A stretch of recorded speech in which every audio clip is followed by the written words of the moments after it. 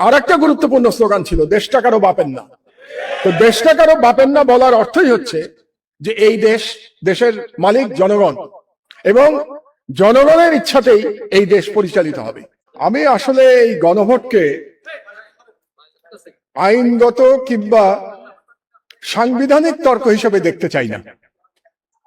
আমি এই গণভোট এবং জুলাই সনদকে জুলাই বিপ্লবের স্পিরিটে সবসময় দেখে এসেছি।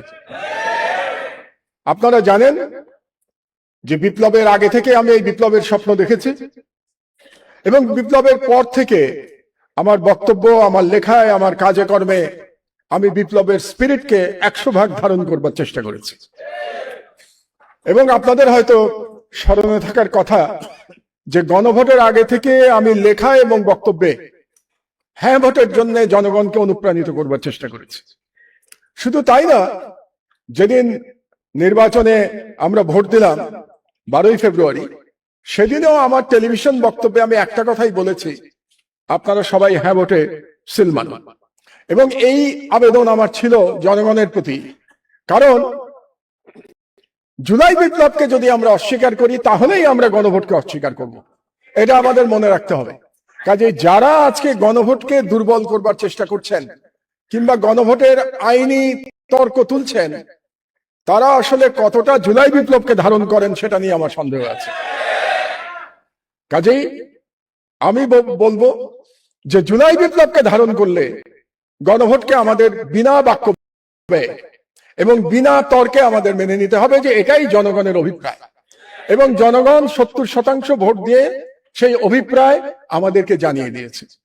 এবং যারা বিপ্লব করেছে, আমাদের তরুণেরা, অনেকের ছবি আছে এখানে, অনেকের নাম আছে, মুগ্ধর ছবি দেখছি, আবু সাইদের নাম দেখছি, যারা শহীদ হয়েছে, জীবন দিয়ে গেছে, জীবন দিয়ে বিপ্লব করেছে, তাদের কিন্তু একটা দাবি ছিল যে রাষ্ট্র মেরামত করতে হবে, এটা যেন আমরা ভুলে না যাই।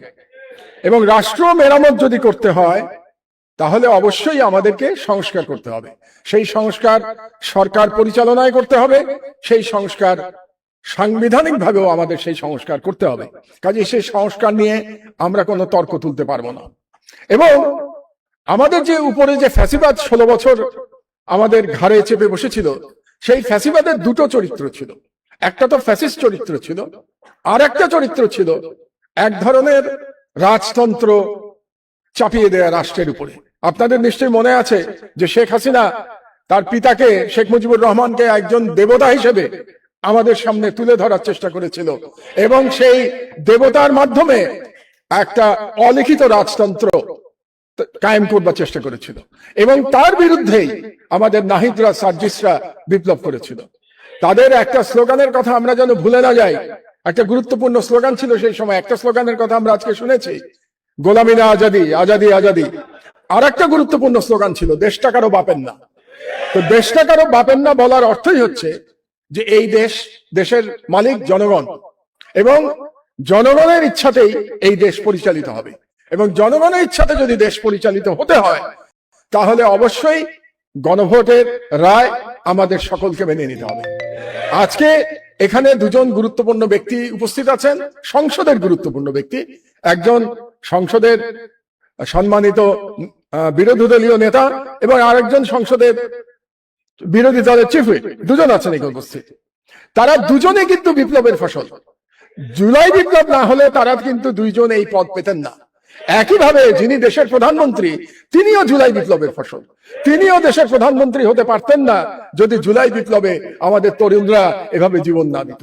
কাজেই আমরা যারা এই জুলাই বিপ্লব নিয়ে প্রশ্ন তুলবো, গণভোট নিয়ে প্রশ্ন তুলবো, তারা আসলে আমাদের শহীদদের অবদানকে অস্বীকার করছি, এই ভুলটা যেন আমরা না করি। আমি বাংলাদেশের তরুণদের ব্যাপারে আশাবাদী। আপনারা জানেন যে মার্কিন যুক্তরাষ্ট্রে এখন একটা আন্দোলন হচ্ছে, যেটাকে তারা নাম দিয়েছে নো কিংস মুভমেন্ট।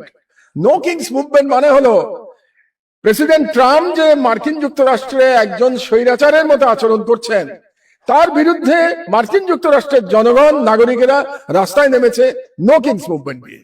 আর আমাদের তরুণেরা জুলাই বিপ্লবের মধ্যে কিন্তু রাজতন্ত্র, ভুয়া রাজতন্ত্র খতম করে দিয়েছে।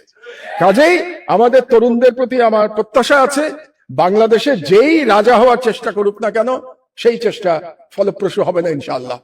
আমাদের তরুণরা সেই চেষ্টা কাউকে ফলপ্রসূ হতে দেবে না। কাজেই আমি সকলকে বলবো, সকল রাজনৈতিক দলকে বলবো, সকল রাজনীতিবিদের প্রতি আহ্বান জানাবো যে আপনারা কোন রকম কুতর্ক তৈরি না করে গণভোটের যে জনগণের যে ইচ্ছা প্রতিফলিত হয়েছে সেই ইচ্ছা মেনে নিন, এবং সেই ইচ্ছা মানার যে লড়াই, সেই লড়াইয়ের একটা প্রক্রিয়া হিসেবে আজকের যে সেমিনারের আয়োজন করেছে 11 দল, সেই জন্য 11 দলকে আমি ধন্যবাদ জানাচ্ছি এবং আমাকে এখানে আমন্ত্রণ করবার জন্য ধন্যবাদ জানাচ্ছি। জুলাই বিপ্লবের যে কোনো ইস্যুতে ইনশাআল্লাহ আমি ব্যক্তিগতভাবে এবং আমার পত্রিকা আপনাদের পাশে থাকবে, এই ভরসা দিয়ে আমার বক্তব্য শেষ করছি। আল্লাহ হাফেজ। বাংলাদেশ জিন্দাবাদ। জুলাই বিপ্লব দীর্ঘজীবী হোক।